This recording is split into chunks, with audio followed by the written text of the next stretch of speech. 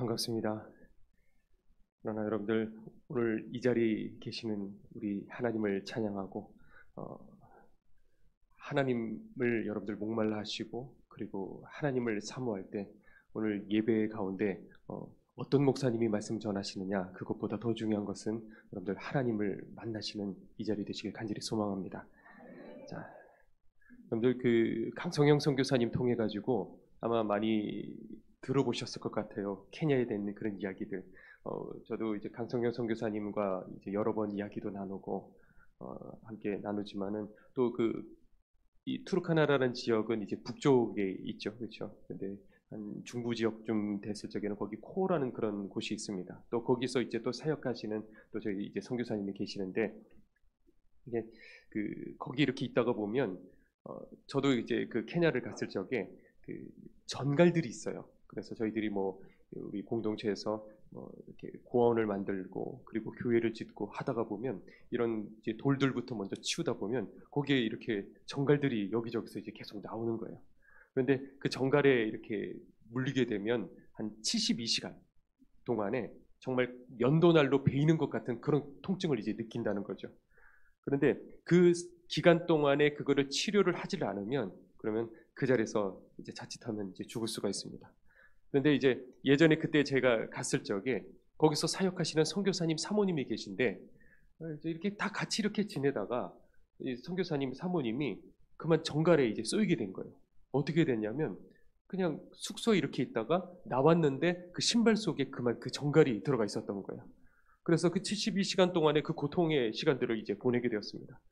자, 그런데 아까 조금 전에 얘기했던 그 코어라는 그곳에서 한 어린아이가 그만 전갈에 쏘이게 됐고 그 코어라는 그 지역 아니 뭐 케냐라는 지역 자체에 이 전갈 쏘였을 적에 치료하는 병원들이 그렇게 몇 개 없다고 그래요. 그런데 이 아이는 뭐 병원이 없으니까 견딜 수 없어 하면서 고통 중에 이렇게 죽어가고 있었지만은 아무도 그렇게 손을 쓸 수가 없었대요. 그런데 이 부모의 마음이 어떨까? 자식이 지금 아파가지고 죽어가고 있는데 병원만 데려가면 살릴 수 있다는 걸 알 텐데 죽어가는 그 어린아이의 모습을 보는 그 부모 마음이 어떨까? 얼마나 기가 막힐까? 그러면서 그 부모는 울면서 그 아이를 이 광야에다가 땅을 파가지고 거기다가 아이를 묻었어요. 그런데 바로 그날 밤에 그만 하이에나가 와서 땅을 파고 그리고 죽은 아이의 그 시체를 물고 어디론가 가버렸어요. 그러니까 선교사님이 그 다음날 그 장면을 보고 얼마나 기가 막히겠습니까? 너무 괴로웠던 거예요. 왜냐하면 이 아이는 그래도 교회 나왔던 아이였고 그리고 교회 학교에서 말씀을 들었던 그런 아이였습니다. 분명히 복음도 전했어요. 그런데 막상 그 일이 일어났을 적에 정말 이 아이가 천국에 갔을까? 정말 천국 갔을까? 선교사님이 자신이 없더래요. 그날부터 선교사님이 사람들을 볼 적에 다르게 보이더래요. 정말 이 사람이 구원받았을까? 정말 이 사람이 오늘 죽는다 하더라도 천국 갈 수 있을까? 여러분들 이것이 그냥 케냐에 있는 어떤 그런 한 사람의 이야기가 아니라 우리들의 문제는 아닐까 싶어요. 우리는 복음을 들었어요. 그런데 과연 내가 오늘 죽는다고 한다면 오늘이 내 마지막 날이라고 한다면 난 당황하지 않을 수 있을까? 주님이 나를 건지실 수 있다는 내가 천국 갈 수 있다는 그 확신이 있을까? 이걸 우리들은 항상 심각하게 생각해야 돼요. 왜냐하면 우리는 일주일 동안에 계속 바깥에서 살아가잖아요. 바쁘게 살아가요. 많은 사람들 만나요. 일들이 많아요. 그런데 그 와중에 휩쓸리면서 과연 내가 정말 거듭났을까? 내가 정말 구원받았을까? 이 부분을 대해서 심각하게 점검하지 않고 그냥 그렇게 살아가다가 마지막에 그냥 가버리는 사람들이 얼마나 많은지 몰라요. 죽음 앞에 서는 사람 목회하면서 얼마나 많이 보게 되겠습니까? 기가 막힌 일들이 많아요. 어떤 분은 딱 봤는데 저희 교회 성도님이 아니셨어요. 저희가 그 옆 길병원이 있잖아요. 거기를 한번 신방을 꼭 와달라고 그래서 갔는데 보니까 이분에게는 구원받을 믿음이 없는 거예요. 이걸 어떻게 해야 되나? 다급하게 복음을 전해봤지만은 잘 안 되는 거예요. 답답한 마음으로 저렇게 하면 안 되는데 이분이 암에 걸리셔서 곧 이제 지금 길병원에 들어오셨고 그런데 뭐 그렇게까지 암이 크지 않았기 때문에 그렇게 별로 이렇게 여기서 치료받고 가겠지 그렇게 생각을 했던 것 같아요. 그런데 불과 한 며칠 지났을까요? 얼마 지나지 않았어요. 며칠은 아니고 한 얼마 지났는데 그만 소천하셨대요. 얼마나 마음이 무너지는지요. 그런데 나중에 들었어요. 한 1, 2년 정도 지나서 저를 데리고 갔던 저희 성도님에게 들었는데 그분이 마지막에 소천하셨을 적에 그러더래요. 시꺼먼 게 막 자기한테 온다고요. 저리 가! 하고 막 소리를 치면서 저리 가! 저리 가! 그러면서 그러고 세상을 떠났다고 그러더라고요. 그런데 이것이 사실 우리들이 눈에 보이지 않지만은 이것이 우리 이면에 있는 영적 현실이라는 것이죠. 자, 복음서에 보면 한 사람이 이렇게 질문합니다. 주여, 구원을 얻을 자가 적으니까 이렇게 물어봅니다. 구원을 얻을 자가 적으니까. 주님, 구원을 받을 자가 얼만큼 됩니까? 이렇게 물어보지 않고 주여, 구원을 얻을 자가 적으니까라고 물어본 거는 예수님의 말씀을 가만히 이렇게 듣다가 보니까 그렇게 많이 구원받을 것 같지 않은 거예요. 뭐 좁은 문 얘기하고 좁은 길 얘기하시고 막 이러니까. 그러니까 주님께서 뭐라고 대답을 하시냐면 들어가기를 구하여도 못 들어가는 자가 많으니라 그러셨어요. 들어가기를 구하여도, 들어가기를 구해서 목마르고 기도하고 심지어 예배당까지 오고 교회 등록도 하고 하나님 나 좀 구원해달라고 그렇게 하더라도 못 들어가는 자가 많다 그러셨어요. 자, 왜 못 들어갈까? 이거는 들어가기를 내가 원하지만 잘못된 믿음을 가졌기 때문에 그런 거예요. 똑바른 믿음을 가지질 못하고 무엇이 진정한 구원인지를 배우질 못하고 그것을 내 것으로 적용하지 못하고 그렇게 살아가기 때문에 그래요. 여러분들 영혼이 걸려있는 문제예요. 여러분들 다 예수님 믿으시죠? 아멘? 자, 예수님 믿으시면 천국과 지옥도 분명히 있는 거예요. 심판도 분명히 있어요. 그러면 이건 한 번 정해지면 영원한 거예요. 근데 우리가 세상에서도 예를 들어 만약에 아파트를 계약을 한다. 대충 하나요? 건물을 계약한다. 이거 대충 하나요? 그냥 딱 사버리면 되나요? 아니잖아요. 뭐 법무사도 부르고 부동산도 부르고 다 요모조모 다 따져보잖아요. 뭔가 걸린 거 없는지. 세상에서 뭐 하나 사더라도 그래요. 그런데 내 영혼에 대한 그 문제에 대해서 우린 너무 쉽게 생각하는 거예요. 그냥 구원받았는 줄 생각하고 난 당연히 죽으면 천국 갈 거라고 생각하고 그냥 그렇게 지내버리는 거예요. 많은 사람들이 그런 것 같아요. 마치 이 썩은 동아줄을 붙들고 있는 것 같아요. 근데 이게 지금 내가 붙들고 있는 이 동아줄이 딱 당겼을 적에 썩은 동아줄이라서 딱 끊어질지 안 끊어질지 그거를 점검을 해보질 않는 거예요. 점검해보고 만약에 당겼을 적에 끊어졌다. 그러면 지금부터 내가 바른 믿음인지 점검해 다시 한번 이렇게 바로 세우면 되는 거잖아요. 그런데 이게 두려운 것 같아요. 제 생각에. 혹시 끊어지면 어떡하지? 내가 혹시 가짜 믿음이면 어떡하지? 그냥 그 상태로 그냥 쥐고 그러고 있는 거예요. 그러다가 마지막 날 내가 주님 앞에 불림받는 그날에 확 하고 올라가는데 그때 끊어져 버리면 그러면 어떡하냐고요. 그러니까 오늘 이 시간에 우리가 무엇이 진짜 믿음인지 무엇이 진정한 구원받는 믿음인지 오늘 여러분들과 함께 뭐 다 나눌 수는 없지만 그 중에 한 부분을 여러분들과 함께 나눠보고자 합니다. 자, 오늘 본문에 보니까 간단한 거예요. 예수님께서 이제 예루살렘에 가셨어요. 마지막 십자가 지셨을 때 말고 그 전에 예루살렘에 이제 절기 때 가셔가지고 여러 가지 이제 기적들을 일으켰어요. 그러니까 사람들이 그걸 보고 치료가 되고 뭐 암병이 낫고 죽은 사람이 살아나고 뭐 이런 것들을 보니 눈이 휘둥그레진 거예요. 그래서 뭐라고 돼 있냐면 그 이름을 믿었대요. 환호하며 기꺼이 예수님을 믿었대요. 자, 그런데 뭐라고 돼 있냐면 예수님께서는 그들을 믿지 않으셨대요. 참 이 대목이 참 그렇지 않겠어요? 만약에 오늘 이 자리에서 죽은 자가 살아났다고 해보죠. 눈이 그냥 뒤집어지지 않겠어요? 내 생명을 주님 앞에 드리겠다 그러지 않겠어요? 그런데도 불구하고 그런 사람들에게도 주님께서는 그들을 믿지 않으시고 그들에게 자신의 몸을 의탁하지 않으셨대요. 의지하지 않으셨대요. 왜? 성경에 뭐라고 되어 있어요? 오늘 본문에? 우리가 어떤 존재인지, 우리 속이 어떤 존재인지, 얼마나 거짓된 존재인지, 얼마나 변질되는 존재인지 우리 주님은 아셨기 때문에 그 몸을 우리들에게 의탁하지 않으셨다는 거예요. 그러니까 내가 막 환호를 하고 난 분명히 믿어요. 의심하지도 않아요. 아무리 이렇게 말을 해도 우리 주님 보시기에 넌 아니야. 넌 가짜야. 이럴 가능성들이 얼마나 높다는 것이죠. 제가 목회를 하다 보면 아마 많은 목회자들이 그런 것들을 경험하실 거예요. 오늘 뜨거웠는데 내일 하루 순간에 주님을 떠나가 버리는 거예요. 그러면 그때 느끼는 건 뭐냐면 그 전에 믿음은 뭐였지? 저번에 그 전에 믿음은 뭐였지? 이런 기가 막힌 일들이 많아요. 그러니까 그 뭐냐면 다 가짜 믿음이었던 거예요. 사람 때문에 상처받았대. 물론 힘들죠. 목회하면서 목사는 상처 안 받겠습니까? 그러나 그게 중요한 게 아니에요. 왜냐하면 상처는 받긴 받아도 중요한 거는 내 신앙, 내가 교회 다니는 이유는 뭐예요? 사람 때문에 다니나요? 아니잖아요. 하나님 때문에 다니는 거잖아요. 그런데 그것 때문에 신앙을 잃어버려요. 그 왜 그러냐면 뭐 정죄하자 이런 말이 아니에요. 하나님 때문에 다니는 게 아니었어요. 내 신앙이 있었던 게 아닌 거예요. 그냥 사람들 사이의 관계가 하나님보다 더 중심이었던 거예요. 그런데 지금 오늘 이야기가 이제 요한복음 2장인데 사실 우리가 2장, 3장 이거는 나중에 이렇게 후대 사람들이 붙인 거예요.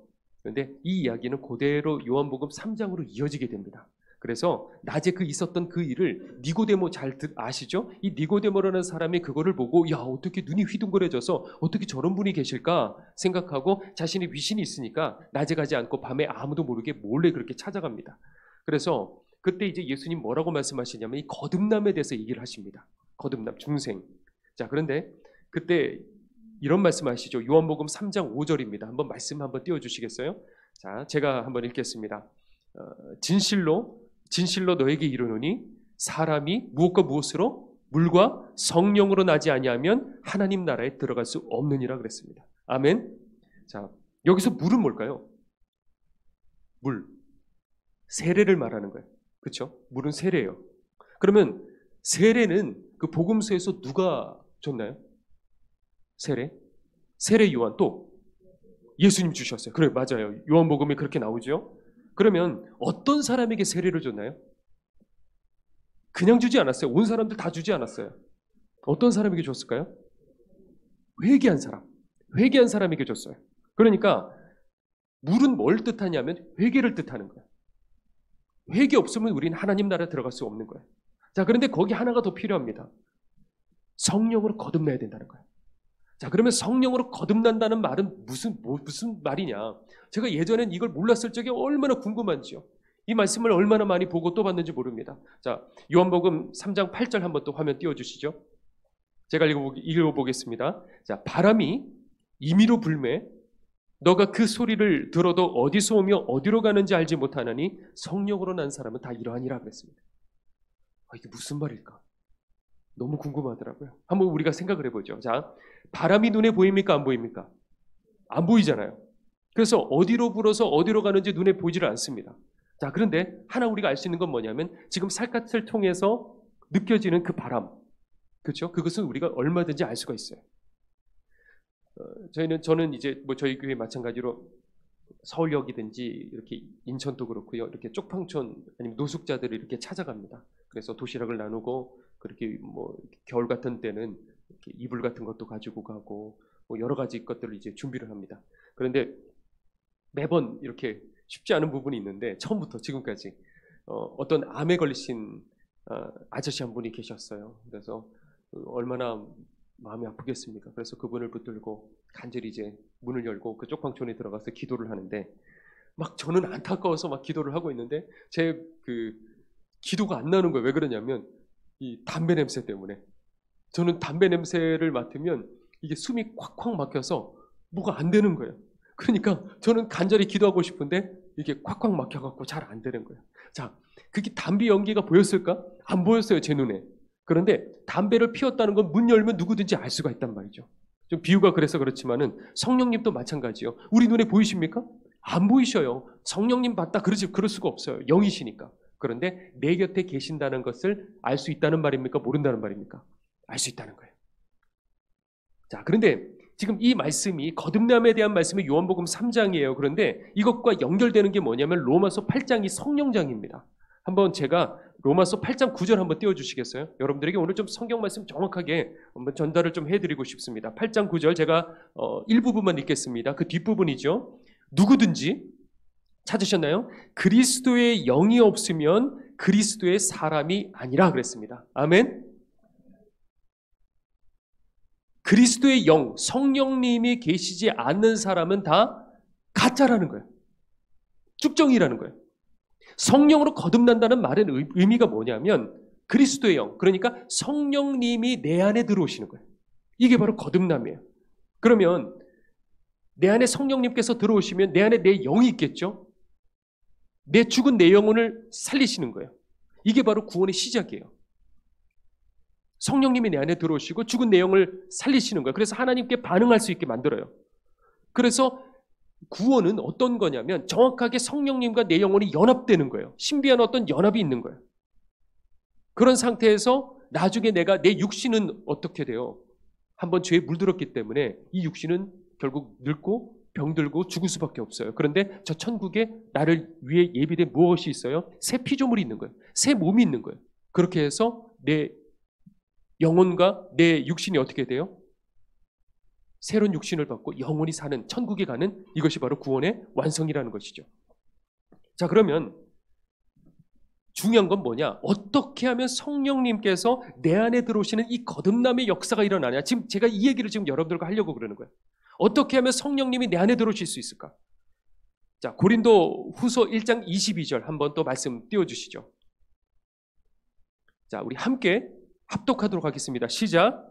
그가 또한 우리에게 인치시고 보증으로 우리 마음에 성령을 주셨느니라. 아멘. 그러면 어떻게 하면 성령님이 내 안에 임하실까? 성령님 내 안에 임하여 주셔요. 이게 아니라 어떻게 하면 구원받냐? 우리는 뭘 하냐면 되냐면 예수님을 믿으면 되는 거예요. 믿음으로 구원받는 거예요. 그런데 예수님을 제대로 믿었을 적에 하나님이 보시고 넌 진짜구나 라고 생각하실 적에 보증으로 뭘 주신다고요? 성령님을 주시는 거예요. 아까 말했죠. 아파트를 계약했어요. 부동산에서. 그럼 뭐가 있어야 돼요? 그 계약서가 있게 되는 거잖아요. 그래서 이게 내 거라가 되는 거예요. 그런 것처럼 하나님께서 우리들에게 넌 진짜야. 너는 정말 하나님의 자녀야. 넌 천국 백성이야. 그 보증서, 보증은 누구시라고요? 성령님이시라는 거예요. 그러면 여기 예수님 안 믿는 분들 계시나요? 예수님 안 믿으시나요? 다 예수님 믿으시죠? 아멘? 자, 그런데 믿는다고 다 거듭나는 걸까요? 그런 게 아니라는 거예요. 하나님 보시기 인정되는 믿음. 내가 스스로 난 믿어 하는 그거 말고 하나님 보시기에 너 진짜구나 하는 그 믿음. 그게 진짜 중요한 거예요. 그거는 다른 거 아니에요. 간단한 거예요. 우리가 다 알고 있는 거예요. 내가 진심으로 내 죄를 회개하고 그리고 예수님을 내 인생의 주인으로 모시는 때, 그것을 내 중심을 보실 때 너에게 있어서 내가 진짜 주인이구나. 하나님이 그걸 보시고 성령님을 우리들에게 허락하신다는 거죠. 자, 그런데 어떤 사람은 이 가운데도 그럴 거예요.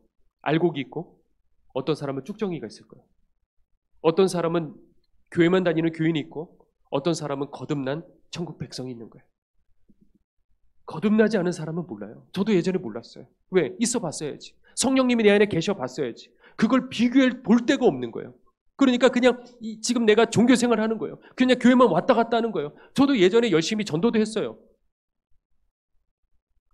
애들도 데리고 왔어요. 봉사도 다 했어요. 찬양도 부르고 성가대도 쓰고 뒤에 방송실도 하고 여러 가지 했어요. 근데 저에게는 성령님이 누구신지 몰랐어요. 거듭나지 않았다고요. 있어 봤어야지 제가. 경험해보지를 못했으니까 그냥 그렇게 살아갔던 거예요. 그러니까 다 그런 상태인 줄 알고 살아가는데 비슷한데 아닌 거라는 거예요. 예전에 이렇게 주일 예배 때인데 주일 예배 마치고 아동부실이 이제 저 뒤쪽에 있었는데 그 아동부실에서 어떤 아이가요 하고 우는 거, 어린애가.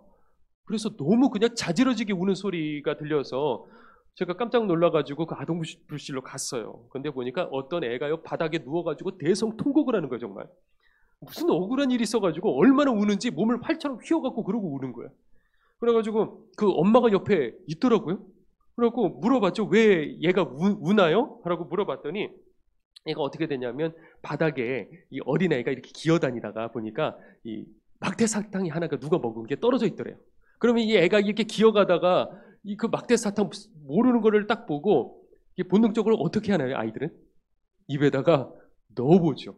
근데 딱 넣는 순간에 이게 뭐지? 이 신세계를 이 아이가 경험을 한 거예요.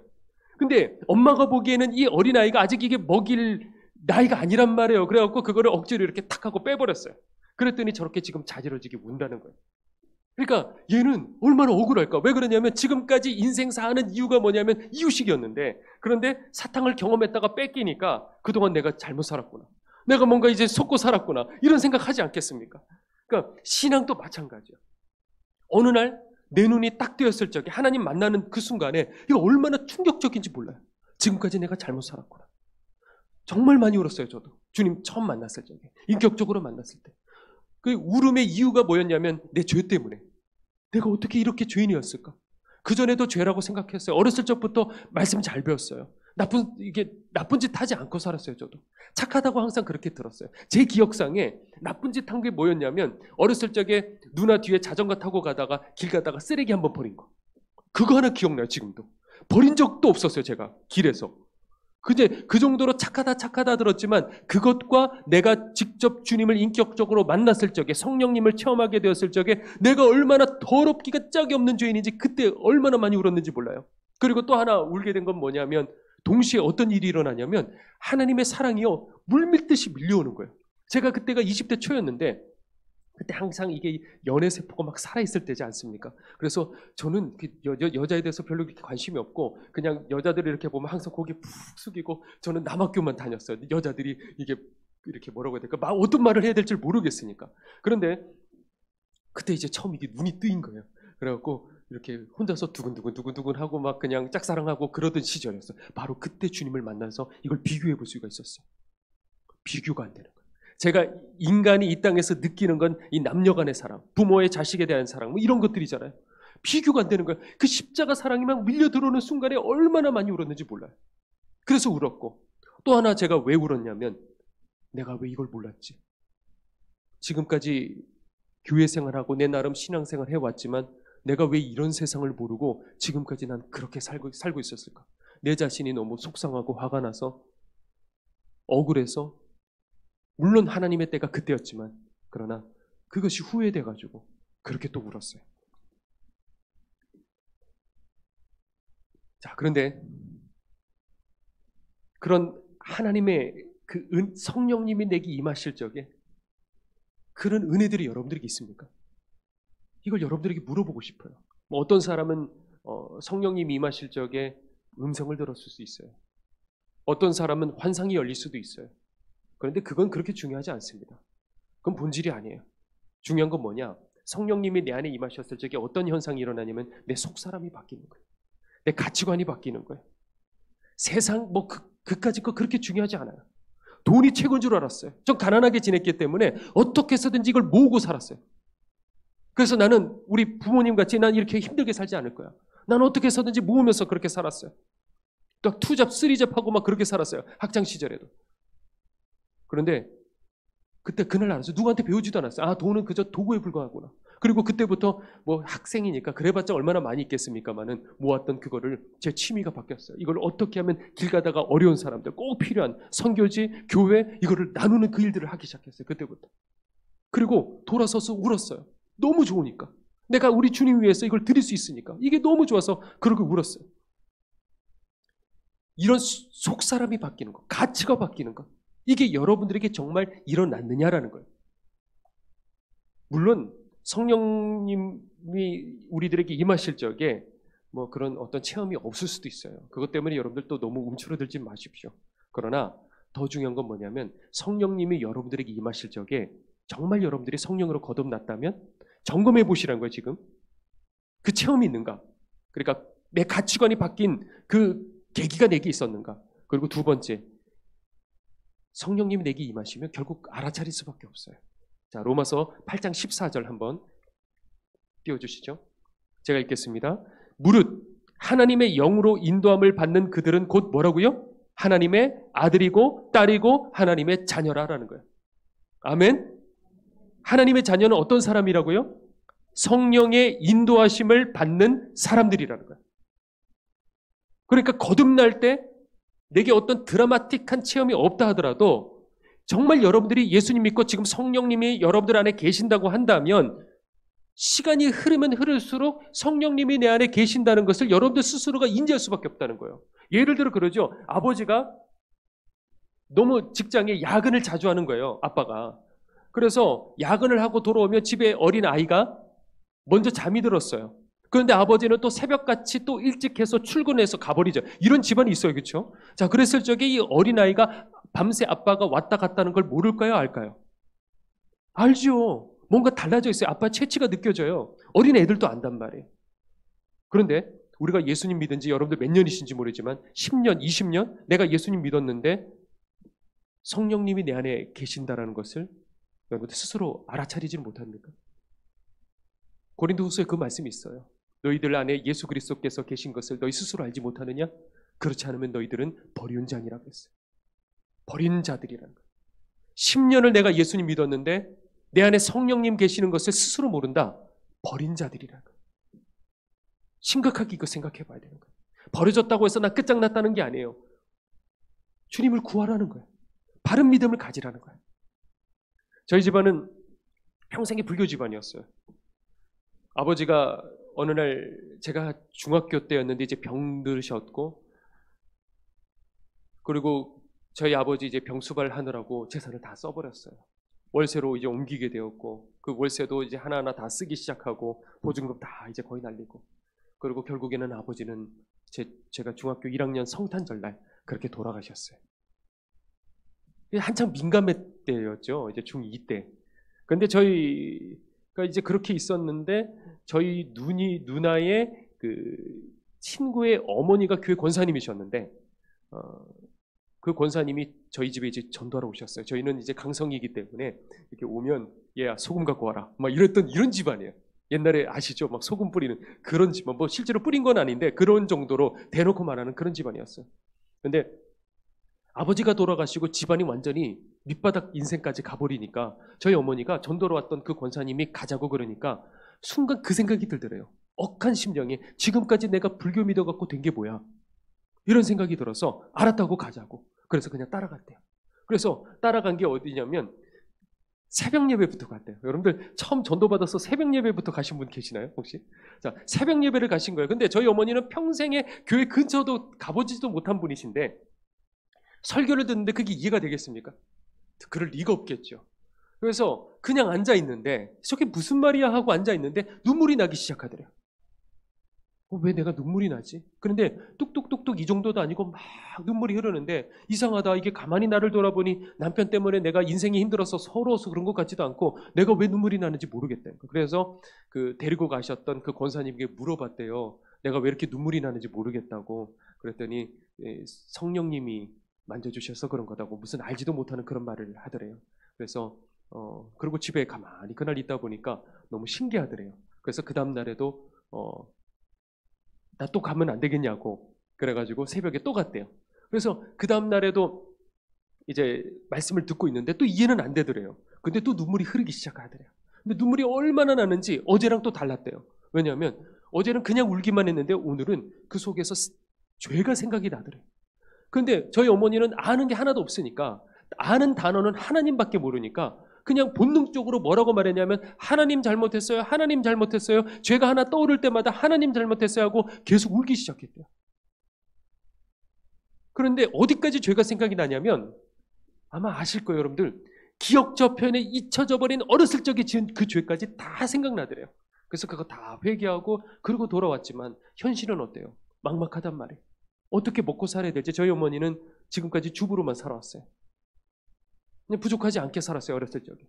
그런데 이제 아버지 직장 따라 이제 다른 지역으로 이사를 왔기 때문에 거기 아무 의지할 데도 없어요. 그런데 그때 그때 교인이 시장에 이 포장마차가 하나가 있는데 이거 갖고 한번 좀 장사를 해보면 어떻겠냐. 그래서 알겠다고 해갖고 그거를 받아다가 거기서 이제 그걸로 감자떡도 팔고 호떡도 팔고 이제 그 떡볶이도 팔고 이제 그런 걸 했던 거예요.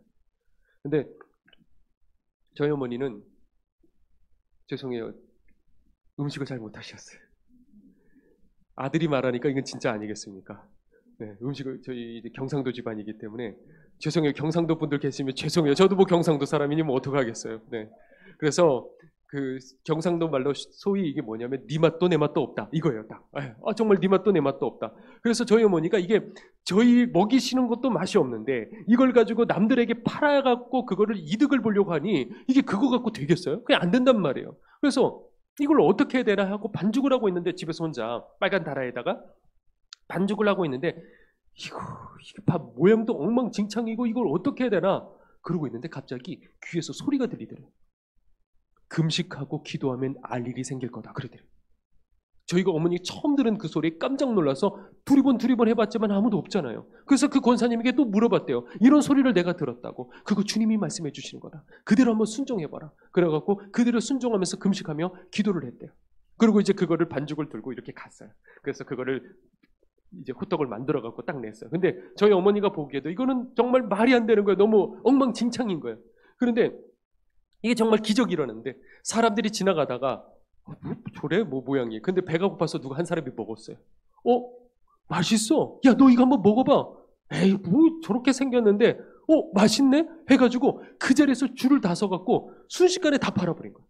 이게 그냥 여러분들 과장해서 말하는 게 아니라 정말 그런 일들이 일어났어요. 그래서 줄 서갖고 다 팔고 줄 서갖고 다 팔고 이렇게 해가지고 저희 삼남매를 먹여 살렸던 거예요. 그때 참 그런 일들이 많았어요.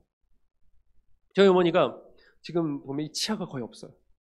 그래서 제가 참 불효자죠. 엄마, 왜 치과를 안 갔어 그때? 그때부터 이미 아팠던 거예요.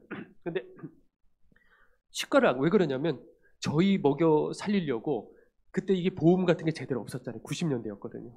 90년대 초 뭐 그때였으니까 이게 보험도 제대로 없는데 치과는 이게 너무 비쌌단 말이에요. 근데 이게 썩어가는 걸 알면서도 먹여 살려야 되니까 병원을 못 갔던 거예요. 그래서 이게 다 썩어버렸어요. 너무 미안하더라고요, 저희 어머니에게. 그리고 허리 디스크 때문에 그렇게 아프셨어요. 그래서 그 LPG통 큰 거 있잖아요. 이런 거 막 돌리고 이거 짐 하나 한 번 하는데 그 추운 겨울에 그 짐을 잔뜩 그렇게 옮겼어요. 포장마차 하려고. 그런데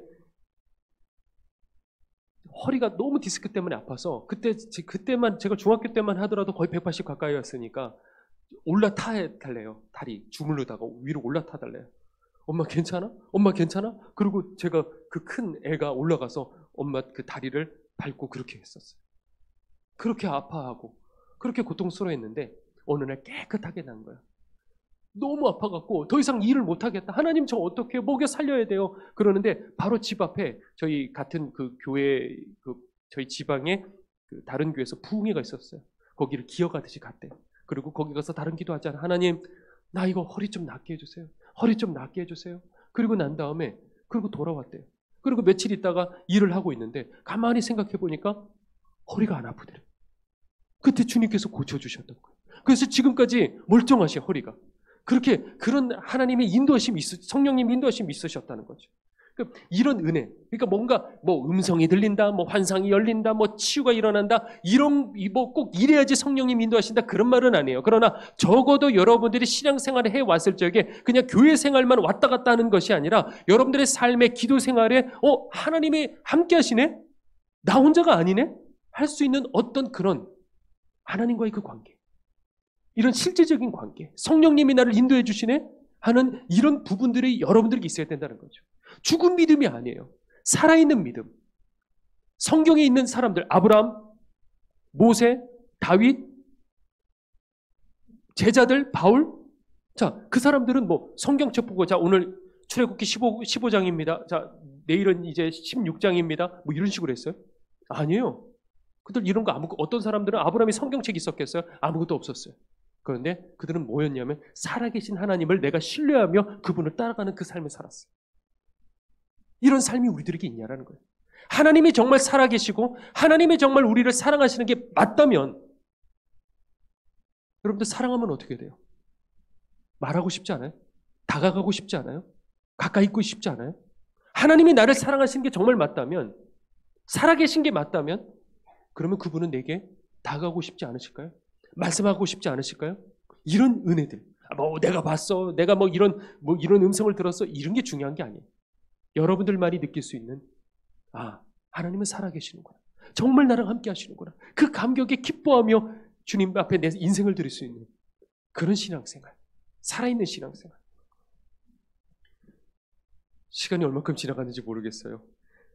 조금 더 진행해도 괜찮을까요? 여러분들에게 좀 더 중요한 게 한 가지가 있습니다. 저도 빨리빨리 넘어가야 되는데, 자, 어떤 사람은 자기가 이제 성령 체험했다는 거예요. 막 방언의 은사도 받고, 뭐 이런 능력도 체험하고, 뭐 이랬대. 그런데 그 삶이 개차반인 사람이 있어요. 근데 주님께서 뭐라 그러셨어요? 열매를 보아 나무를 알 수 있다 그랬어요. 체험보다 더 중요한 건 뭐냐? 거룩하게 변화되는 우리들의 삶의 열매라는 거죠. 성령님은 거룩한 분이셔요. 자, 그런데 성령님이 내 안에 계실 적에 과연 나는 어떻게 될까? 우리 자녀들에게 학창 시절에 아마 우리 학생들도 있을 텐데 아마 이게 중요한 거예요. 잘 모를 적에는 야, 공부 열심히 해. 너 공부 열심히 해. 무조건 공부만 열심히 하면 되는 것 같아. 그러나 아무리 내 자식이 공부 열심히 해도 친구 하나 잘못 만나면 어떻게 돼? 한순간에 무너져요. 그런 거 경험해 보셨죠? 그런 일들 보셨죠? 한순간에 우리가 누구를 만나느냐, 어디를 가느냐, 이것 때문에 지금까지 잘해왔어도 한순간에 다 무너지는 게 그게 인간이라는 거예요. 그런 것처럼 성령님이 내 안에 계실 적에 그 거룩하신 분이 내 안에 진짜 계신 것이 맞다고 한다면 나는 어떻게 될까? 시간이 지날수록 그 성령님께 영향을 받아 점점 더 어떻게 바뀌겠습니까? 거룩하게 변화될 수밖에 없는 거예요. 왜 그럴까? 내게는 내 욕망이 있어요. 내가 하고 싶은 게 있어요. 근데 남들은 이거를 하고 싶은 말 해. 그럼 나도 그 말을 하고 싶어. 근데 되나요? 마음대로 안 돼요. 남들은 저기 가요. 나도 저기 가고 싶어. 갈 수 있나요? 마음대로 안 되는 거예요. 남들은 어떤 물건을 구매, 여기까지 가는 거예요. 여러분들 여기까지 가실 수 있어야 돼요. 물건을 구매했을 적에 마음대로 구매할 수 있나요? 아니요. 그랬다가는 성령님 슬퍼하시는 걸 내가 아는 거예요. 마음대로 못 살아요. 좁은 길을 걸으며 항상 기뻐하는 것. 좁은 길을 걷는 거예요. 남들은 마음대로 살아가지만 난 그렇게 살 수가 없어요. 그러나 항상 기뻐할 수 있는 이유는 뭐냐? 성령님이 내게 계시기 때문에 그런 거예요. 이게 바로 그리스도인의 삶인 거예요. 성령의 인도하심을 받는 자들의 특징이 있어요. 그 사람들은 어떤 사람들이냐? 보면 보여요. 함부로 말하지 않아요. 그리고 겸손해요. 교회 안에서 자기 주장하지 않아요. 물론 고집도 있고 제 안에도 다혈질이 있고 고집도 있고 다 그렇죠. 그런데 만약에 제가 하고 싶은 말을 했어요. 혈기를 부렸어요. 그러면 한동안 하나님 앞에 회개해야 되는 거예요. 왜? 성령님이 멀어지시는 걸 내가 아니까. 메말라 버리는 걸 내가 아니까. 그러면 성령님 인도하심 받는 건 정말 어려워요. 계속해서 성령님의 인도하심을, 이 말의 의미를 여러분들 성령 받은 사람들은 아실 거예요. 자, 성령의 인도하심을 지속적으로 계속해서 받는 거란 정말 어려운 거예요. 그러나 거기서 떨어지는 것은 너무 쉽게 떨어지는 거예요. 그리고 거기서 회복하는 것은 얼마나 많은 회개와 눈물이 있어야 되는지 몰라요. 그러니까 매사에 성령의 인도하심을 받는 사람들은 조심 살아갈 수밖에 없어요. 로마서 8장 13절 한번 띄워주시죠. 제가 읽겠습니다. 너희가 육신대로 살면 반드시 죽을 것이로되 영으로서 몸의 행실을 죽이면 살리니. 자, 육신대로 살면 충동적인 미움이 생기면 미움대로 그런 말들을 하고 갖고 싶은 대로 가고 싶은 대로 내 생각대로 살아가면 반드시 어떻게 된다고요? 죽는다. 지옥 간다는 거예요. 그런데 어떻게 하라고요? 몸의 행실을 죽이라고 했어요. 죽여야 된다. 여러분들 그렇게 몸의 행실을 죽이려고 하니까 잘 죽어요? 죽어지나요? 안 되잖아요. 여러분들 결단한다고 해서 막 결단대로 막 다 순종하고 그렇게 되나요? 아니라고요. 우리 본성 자체가 죄악에 이미 물들어 있어요. 내 영혼은 거듭났다 하더라도 이 육신이 너무나도 죄에 물들어서 이거는 고칠 게 아니고, 세술은 세부대라 그랬잖아요. 이게 고칠 그 부분이 아니란 말이에요. 더 노력했어요. 저는 더 결단했어요. 더 나를 깎았어요.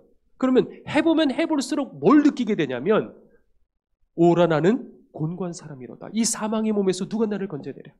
안 된다는 걸 더 느낄 수밖에 없어요. 내가 더 죄인이라는 것을 느낄 수밖에 없어요. 그렇지 않나요? 똑바로 살아가볼수록. 그게 로마서 7장까지예요. 자, 그런데 로마서 8장에 넘어갔을 적에 갑자기 분위기가 확 바뀌는 거예요. 된다는 거예요. 어떻게? 방금 이 말씀, 우리가 읽은 말씀, 영으로서 몸의 행실을 죽이면 살리니. 내가 결단하고 내가 훈련하고 그거 필요해요. 당연히. 그건 당연한 건데 거기에 무엇이 필요하냐면 영으로서 몸의 행실을 죽일 때 산다는 거예요. 그러면 제가 이 구절을 처음 봤을 적에 여기에 답이 있는데, 하나님 저를 알려주세요. 영으로서 몸의 행실을 죽이는 게 과연 뭐죠?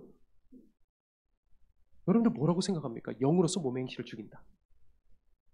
자, 그런데 그게 성경 안에 다 있어요. 답이. 그 앞에 로마서 8장 3절 4절 제가 한번 그 화면을 보여주시죠. 제가 일부분만 얘기할게요. 자, 율법이 육신으로 말미암아 연약하여 할 수 없는 그것을 누구는 하신다고요? 하나님은 하신다는 거예요. 율법을 내가 육신의 힘을 갖고 지킬 수 있어요, 없어요? 안 된다는 거예요. 그런데 누구는 하신다고요? 하나님만 하신다. 그런데 4절에 보니까 어떻게 하시냐? 육신을 좇지 않고 그 영을 좇아 행하는 우리에게 율법의 요구가 이루어지게 하려 하심이라 이렇게 돼 있어요. 율법의 요구는 내 육신의 힘을 갖고 하는 게 아니라 영을 좇아, 누구를 좇아? 성령님을 좇아 살아가게 될 때 그 율법을 이룰 수 있게 된다는 거예요. 자, 그러면 이게 뭐냐?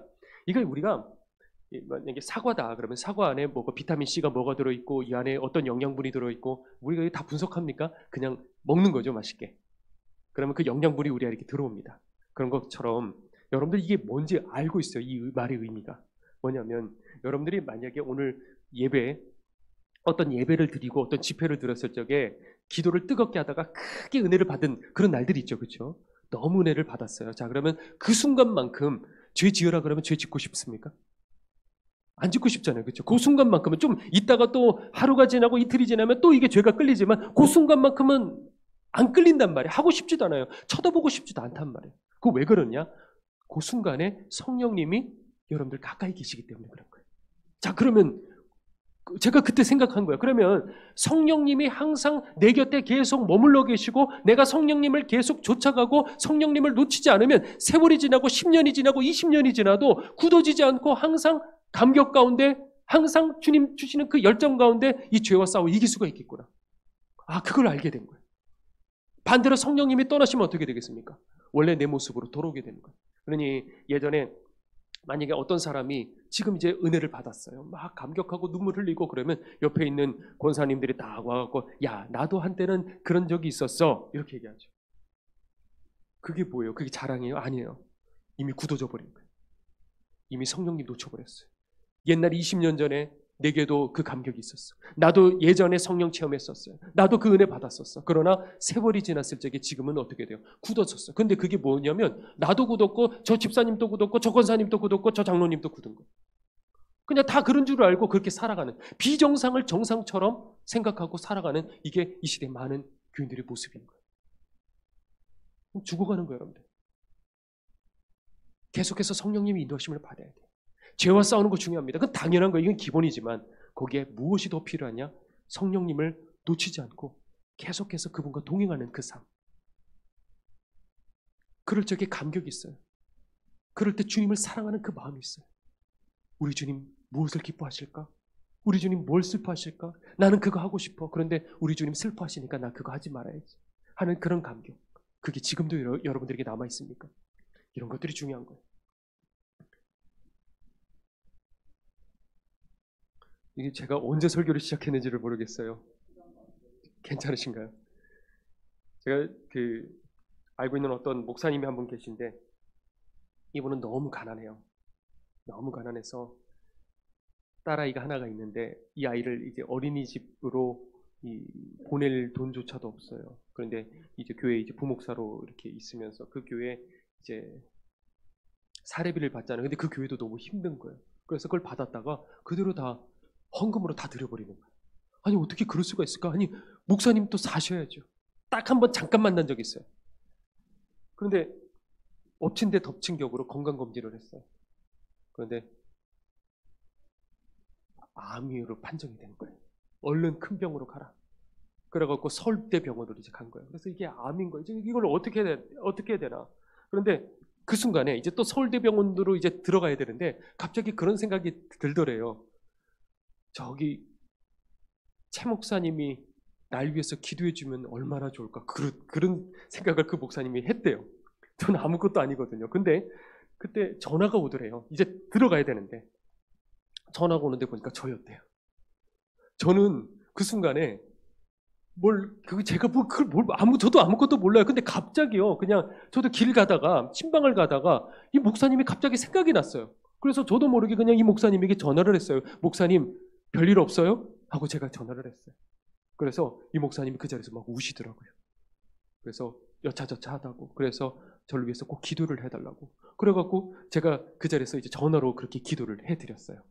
그리고 난 다음에 그분이 들어가셨는데 이제 서울대 이제 전문의가 이제 그 검사를 이제 하셨는데 보니까 다시 검사를 했대요. 뻔하죠. 사라져버린 거예요. 암이. 순식간에 다 사라져버렸어요. 바로 전에 검사까지 다 있었는데 요 사이에 그 암이 사라져버린 거예요. 그러니까 그 의사 선생님이 이게 용납이 안 되니까 막 화를 내더래요.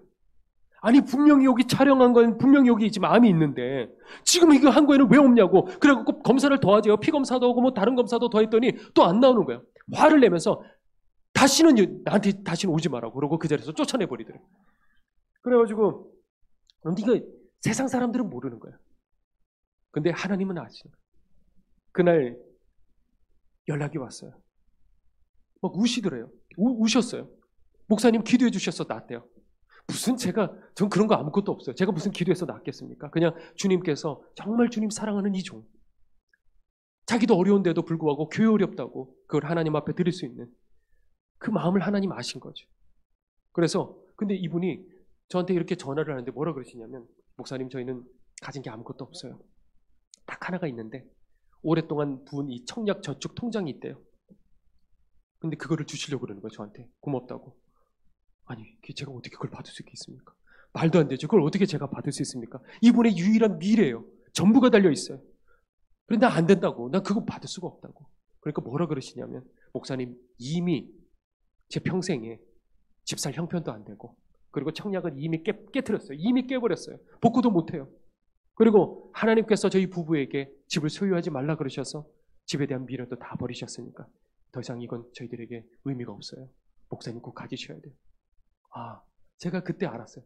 이런 분이시기 때문에 하나님을 정말 사랑하는 이런 분이시기 때문에 하나님께서 이렇게 고쳐주시는구나. 피할 길을 내주시는구나. 잠깐의 위기 같지만은 잠깐의 아픔인 것 같지만은 지나가고 보니까 그분들은 경험한 거야. 아, 하나님이 나와 함께 하시는구나. 거기서 감격하는 거예요. 우리 삶에 고난이 왜 없겠습니까? 그런데 그런 속에서 내가 혼자가 아니고 주님이 나와 함께 하시는구나. 그걸 경험하게 되는 거예요. 잘 모르는 사람들은 그러죠. 기독교인들은 왜 저렇게 힘들게 사냐? 남들 하고 싶은 거 하지도 못하고 무슨 재미로 저렇게 살아가냐? 그럴지 모르겠지만 우리들은 말할 수 있는 거예요. 니들은 이 맛도 모르고 사냐? 우린 그렇게 말할 수 있어요. 성령 체험하지 못했기 때문에 그런 거예요. 성령님을 통해서 하나님의 사랑이 물밀듯이 밀려올 때 아, 내가 혼자가 아니구나. 주님께서 내 곁에 계시는구나. 이거를 경험할 때 나의 등 뒤에서 나를 돌아보시는 주님께서 내 뒤에 계신다는 것, 내 곁에 계신다는 것, 내 앞에 계신다는 걸 내가 알게 될 때, 내가 사망의 음침한 골짜기 속에서 내가 혼자가 아니고 지팡이여, 주의 지팡이여 막대기를 나를 안위해서 나를 이끌고 걸어가실 적에 아, 이거구나. 이게 바로 진짜 신앙생활이구나. 주님을 정말 사랑하게 돼요. 정말 감격하게 돼요. 이것이 여러분들이 있어야 된다는 것이죠. 제가 한 가지 얘기하고 오늘 말씀 이제는 정리할게요. 저희 아내도 얼마 전에 그렇게 암에 걸린 거예요. 그게 6월 한 중순에서 말 정도 넘어갈 때 그때였는데 그게 주일 예배 드리고 그전에도 좀 허리가 아프다고 그래서 그냥 허리가 아픈 건 줄로 알았는데 그냥 그날 밤에 밤을 샌 거예요. 그래서 제가 한 새벽 1시간 정도 잠들었는데 이상하다 해서 눈을 떠보니까 혼자 땀 흘리고 그렇게 잠을 자지 못하고 누워 있어요. 그래서 얼른 이제 응급실로 가자. 저희 아내는 웬만한 아픈 것 갖고도 내색을 안 해요. 그래서 그냥 그 오주가 아팠으면 응급실로 가재요. 그래서 가서 뭐 병원에 갔더니 이제 젊은 의사가 얘기를 하는 거예요. 이건 근육통이다. 근데 아무리 봐도 이게 근육통 같지가 않아요. 뭔가 여러 가지 정황을 봤을 적이 아닌 것 같아요. 그래서 MRI를 찍겠냐 했더니 알겠다고 하고 MRI를 찍었더니 의사가 갑자기 표정이 바뀌더니 신경과 의사였어요. 표정이 바뀌더니 이게 내가 전공이 아니지만은 당장 큰 병원으로 가보라고. 그래서 서울대병원으로 저희 갔어요. 갔는데 이제 거기서 전문의께서 보시더니 다른 말 하지 않더라고요. 아이가 나이가 어떻게 됩니까? 아이는 몇 살입니까? 그걸 물어보더래요. 나중에 알았어요. 그때는 이거를 제대로 알려주지 않고 그냥 이 안에 그냥 암덩어리가 한 10몇 센치짜리가 있다. 이것만 그 정도까지만 알았는데 검사를 이제 정밀 검사를 다 하고 보니까 이제 알았어요. 이 안에 뱃속에 암이 그냥 꽉 차 있었더라고요. 시꺼멓더라고요. 싹 다 이 안에 다 암이었고 그리고 폐 바로 밑에까지 있었고 그리고 뇌 이 안에도 암이 있어서 이 뇌 바로 밑에까지 암이 있고 뭐 목이고 팔이고 다 암이 다 퍼져 있는 거예요. 그럼 이거를 어떻게 해야 되나? 그런데 이제 이 정도쯤 되니까 그것도 보니까 이 조직 검사를 하고 보니까 악성 중에 최고 악성인 거예요. 그래서 처음에는 악성이라고 의사 선생님이 볼 때마다 저보고 악성이래요. 이거는 악성이래요. 자꾸 그 얘기를 하니까 처음에는 그냥 듣고 그렇게 말다가 한 번은 제가 뭐지? 그러고 한번 찾아봤어요. 근데 이게 악성이면 이게 너무 위험하더라고요. 웬만하면 이게 예후가 너무 좋지가 않아요. 그러니까 이게 우리가 이게 죽음을 생각할 수밖에 없는 상황이잖아요. 근데 아내가 암이라는 걸 알고 이제 죽음 앞에 섰다는 걸 알고 아내가 뭐라 그러냐면 여보 지금까지 당신 만나서 나 너무 행복해서 그러는 거예요. 그리고 나는 지금이 제일 행복해 그러는 거예요. 아파갖고 이 암이 척추를 지금 밀고 있어갖고 통증 중에서도 지금이 제일 행복하다는 거예요. 근데 제가 얼마나 미안한지요. 지금까지 개척 아무도 없는 데서부터 시작을 해가지고 얼마나 많은 고생시켰는지 몰라요. 그래서 제가 얘기했죠. 지금 죽으면 안 된다고. 절대 여기서 죽으면 안 된다고. 그리고 얼마 전에 그 터키 이제 단기 선교 갔는데 그때도 컨디션이 좋지 않아서 그게 일정이 되게 힘들었거든요. 근데 일정이 힘들어서 그랬나? 컨디션이 너무 안 좋아서 웬만하면 내색하지 않는데 중간에 자꾸 멈추는 거예요. 더 가지를 못했어요.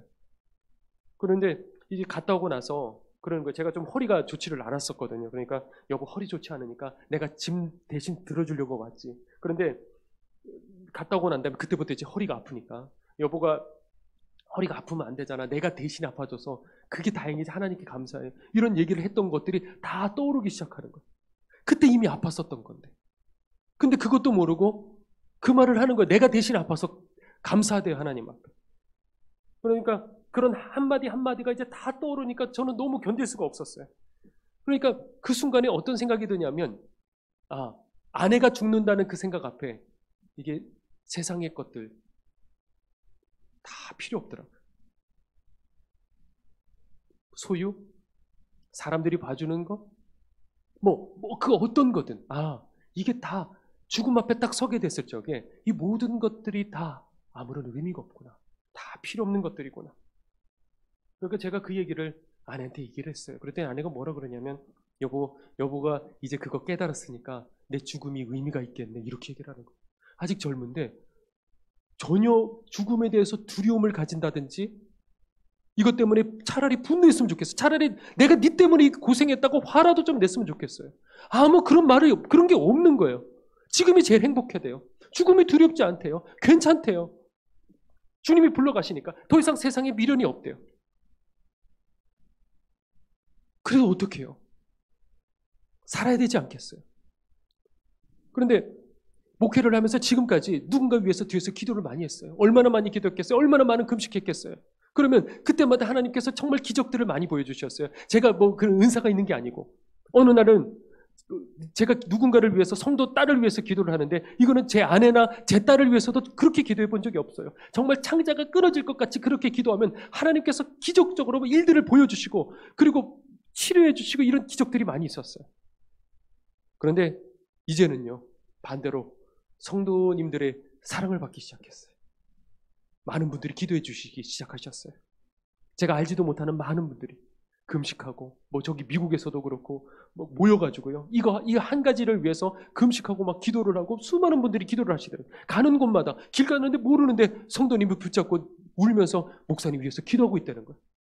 그리고 우리 김교태 목사님께서도요. 함께 기도하고 있다고. 그리고 이렇게 약도 이렇게 지어주시고요. 그런 사랑들을 받았어요.